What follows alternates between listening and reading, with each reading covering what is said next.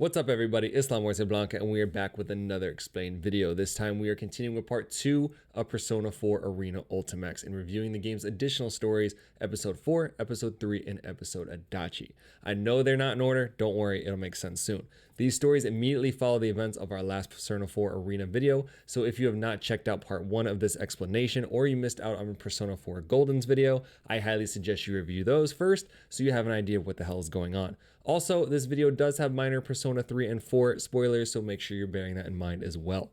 Even though it is add-on content, it is still Persona, so you know it's going to be a lot. Seriously, include part 1, and this is a long-ass story for a fighting game. However, it is still a great story, and if you were one of those that can't spare the additional 20 hours to play, don't worry, I got you.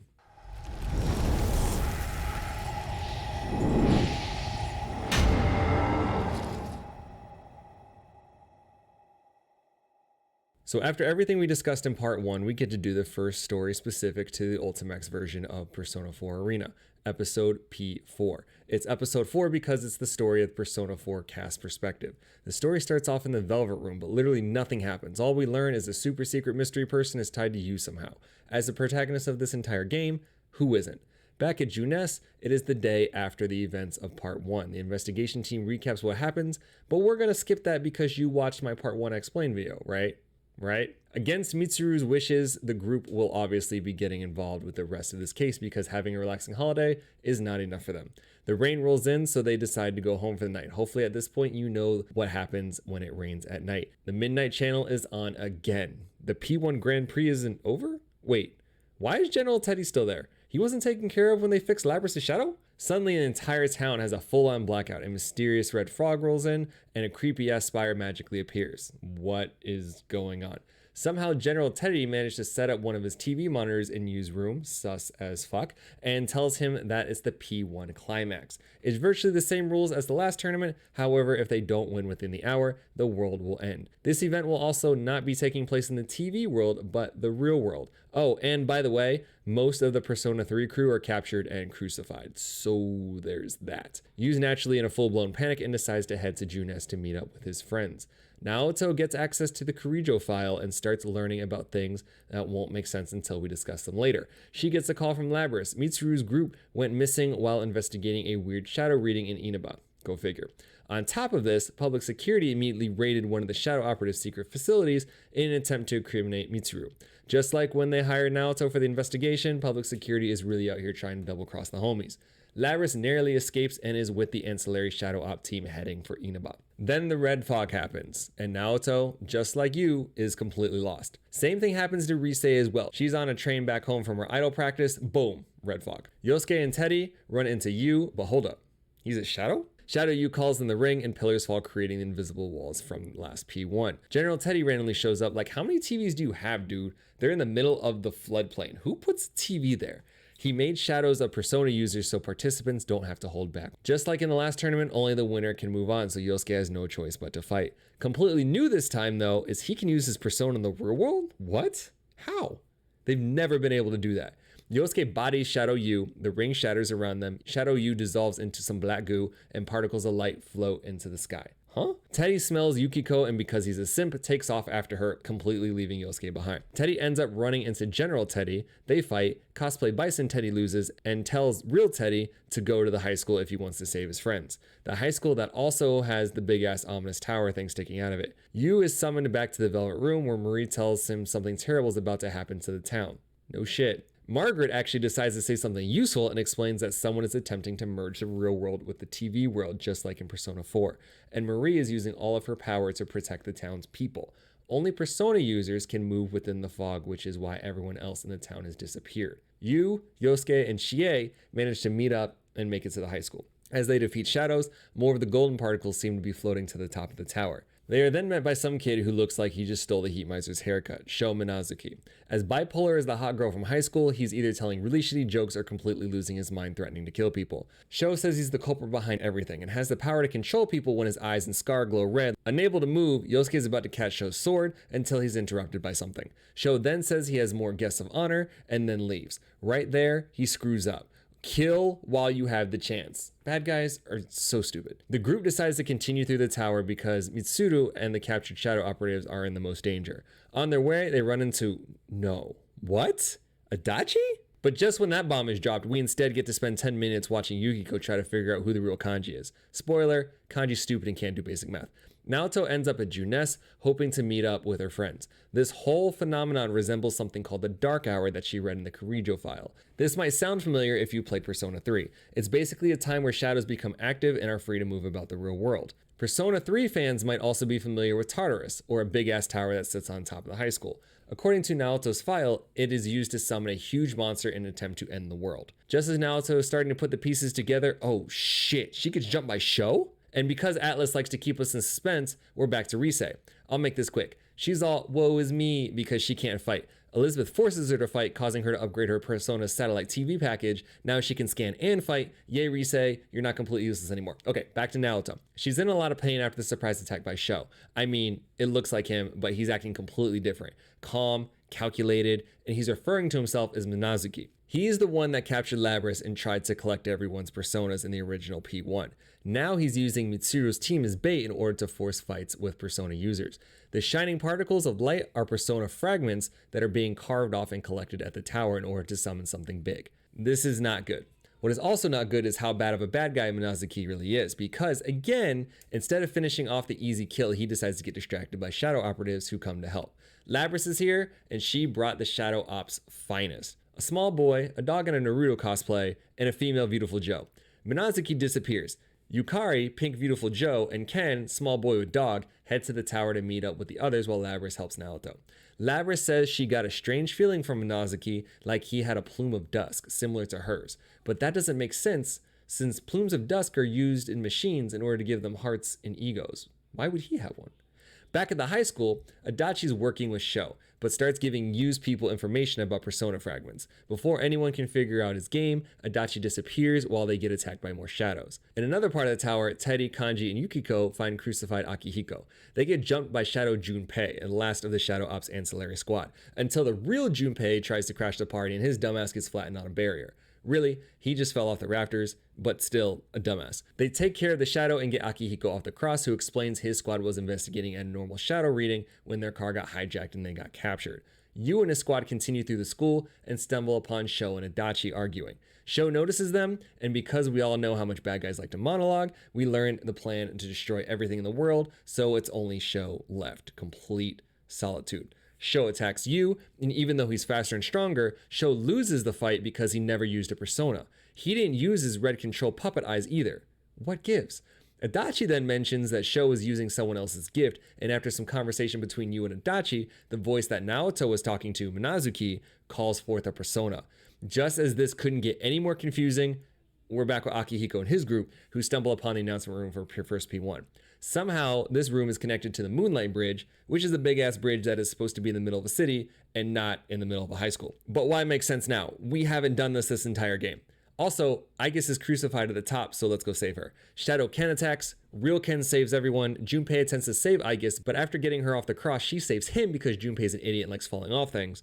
Rise, who's super late, uses her upgraded satellite package to take care of Yukari's shadow, saving Yukari and Fuka. Because you know the world isn't in any kind of imminent danger or anything, they girl talk for way too long before deciding to become useful. Back with Yu and Minazuki. I know it's all confusing as hell, so I'm just gonna go ahead and explain it right here. Sho and Minazuki are two personalities in the same body. Sho, the chaotic shitty joke one, and Minazuki, the calm scary fuck you up one. Sho has a plume of dusk inside him for reasons that I'll be explaining soon, and that plume of dusk awakened Minazuki, who in turn is able to use a persona. Minazuki says he exists to grant Sho's wish, which is to eradicate the entire world because Sho went through some horrific shit and now hates the world. If you haven't put any of the pieces together yet, Tartarus is supposed to summon the thing that will destroy the world. Okay, hopefully you're all caught up. Finally, bad guy does the right bad guy thing and tries to take out the good guys. But too little too late, Naoto and Labris come to save the day. The entire tower begins to shake, and as Shang Tsung would say, "It has begun!" Minazuki uses the borrowed power to red-eye freeze everyone and then dips. Adachi says they need to hurry up because all Sho needs to do now is summon the thing and put the persona fragments in it. Seriously, Whose side are you on, Adachi? Instead of following Adachi's warning though, the group takes their sweet time and tries to recap everything. Eventually, the group saves crucified Mitsuru, who explains when Kurijo was performing inhumane experiments, Sho was one of the test subjects overseen by Shuji Ikutsuki. Sho was kept in complete solitude and had a plume of dusk inserted in him in an attempt to artificially create a persona. When Minazuki was created instead, Ikutsuki attempted to get rid of him and ultimately abandoned Sho altogether when this wasn't possible. Yu makes up his mind to try and save Sho with the power of bonds and friendship and all those other JRPG tropes because the dude probably just needs a hug.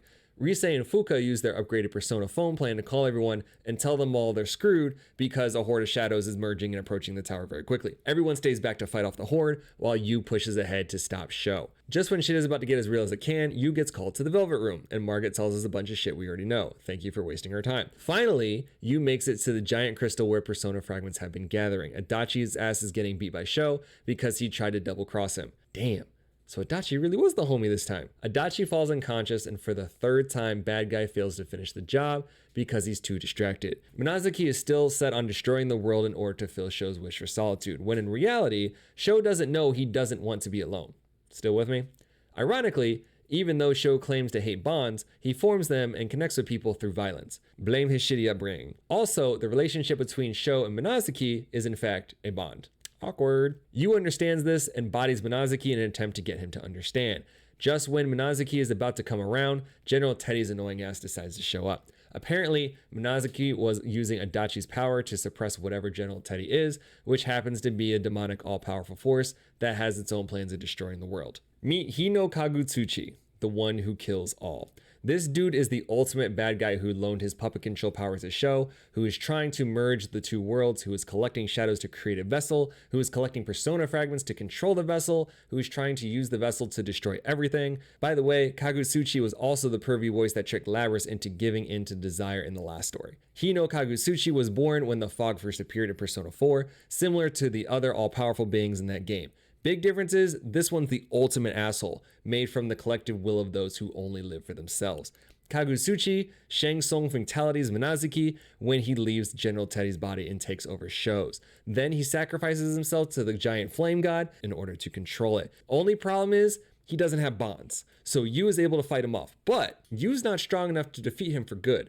Magically, Adachi decides to wake up. Must have been the flaming torrent right above his head. They activate their Izanagi twin powers and manage to one-hit the most dangerous foe this series has seen, Colin Hacks. Just like that, it's over. Elizabeth randomly shows up, teleports everyone from the crumbling tower. Everyone's happy the world didn't end, and Sho escapes as Yu decides to fight him as many times as it takes to form a bond and save Sho. Great holiday, everyone. Can't wait for the chaos that'll show up when Yu decides to visit for Christmas. Marie ends up being okay and manages to keep the town safe. She still has a hard-on for Yu, but is also still being super awkward about it. Yu gets on the train to go home, but Nanako chases him, so I guess she's just gonna go visit his family now. Kanji decides to manage his mom's textile shop, but sucks at using dyes. Yukiko is continuing to manage the Amagi Inn, but still can't cook. Chie is working to be a police officer. Naoto decides to continue investigating independently. Yosuke is headed for college. Teddy's still a giant simp. And Rise is continuing her idol comeback. And there you have it. Episode P4. Wrong. Don't forget, this is Persona. We have to redo the last part of the entire story just so we can get the true ending. After defeating Kagutsuchi, Sho emerges from the ashes. Minazuki is gone. Sho, whose demeanor is far less volatile, explains that after Ikutsuki died, Sho woke up in a hospital in Inaba completely alone and with no direction. Because he was in Inaba, Sho witnessed all the events that took place during Persona 4, and right when the case was going to be solved, Kagutsuchi spoke to Sho asking if he wanted to end the world. Minazuki developed the plan, and the rest we already know.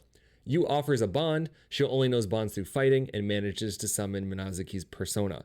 Yu obliges him by kicking his ass, to which Margaret drops hints that Sho will soon be a guest in the Velvet Room, an underclassman to Yu. Elizabeth then dips to continue her journey, you know, the one that none of us know anything about. With their mutual understanding, Yu reminds Sho that he'll fight him anytime, and then Sho takes his leave.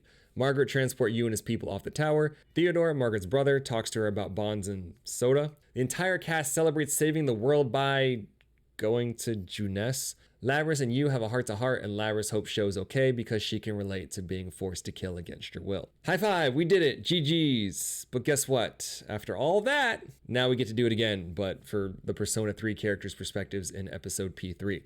Good news for you, I don't have the patience for that, and the story isn't all that different outside of a few extra details and some additional context. The Shadow Operative's car was hijacked by Show's powers of hypnosis and the invisible barriers. We learn more about the Shadow Operative's ancillary team. Ken, a young child whose best friend is a dog. Yukari is the Japanese Pink Ranger. And Junpei is a youth baseball coach that ended up in the story not because he was called to help, but literally because he fell asleep on a train until he got to Inaba. The age of consent must also be different in Japan because Junpei also hits on high school students Yukiko and Rise, and no one bats an eye, so we're just gonna leave that one there. This alternate timeline / reality has Labrys as the protagonist, and she defeats Hino Kagusuchi, even though I'm pretty sure Yu's story is actually canon. She also gets several visits from Elizabeth and her brother Theodore, but again, nothing really comes out of that. At the conclusion, Show takes off even though he and Labrys seem to have formed a small bond. Junpei's coaching baseball and fixing teenage romantic disputes, I guess, goes back to the research facility where Labrys was made. Somehow that random-ass dog Labrys used to play with is still around, even though the entire facility is in complete ruins. Labrys finally gets to speak with the girl whose personality she has when she visits her grave. Fuka's kicking college's ass because she's smart as fuck. Ken turns in his Shadow Operative badge because soccer and being a child is more important right now. Akihiko is trying to move out the police ranks so he can get public safety to back off Mitsuru. Yukari and Mitsuru get to be besties again before going back to work life. And finally, Mitsuru tells off public security as elegantly as she is beautiful, but it also helps that Naoto's investigation found no conclusive evidence. Okay, we did it. Original story, episode 4, episode 3, we're done, right? Psych!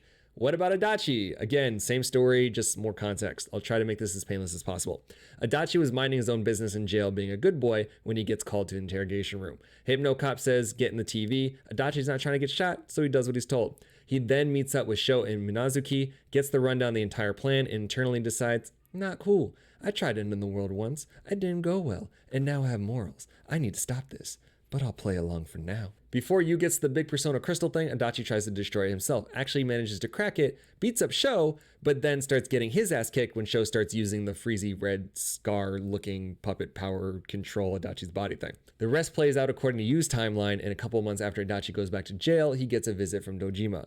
Turns out, through his relationship with Dojima, Adachi is finally starting to accept these bonds he's detested ever since Persona 4. Maybe there's hope for him yet. Okay, finally, we're done. That's Persona 4 Arena Ultimax episode 4, 3, Adachi. Why the fuck are these stories so long? RPG? Fine, sure, I get it. Makes sense. Fighting game? What the fuck, Atlas? Really? If you found this video helpful or at all entertaining, please be sure to like, subscribe, and enable notifications so you do not miss any amazing future content. Also, make sure you let me know in the comments what other games do you want to see. We've already done a ton of other Explained videos, so make sure you guys check those out as well. As we continue the Explained series, please bear with me as these videos take time. Some of these games need to be replayed in order to get the full experience, and Blanca is a very busy boy with a full-time job, young family, and a growing live stream. If you want to hang out with us on the live stream, join the family on Discord or connect on any of the socials. All my links can be found in the description below. I'm LaMuerteBlanca, and I'll catch you guys next time.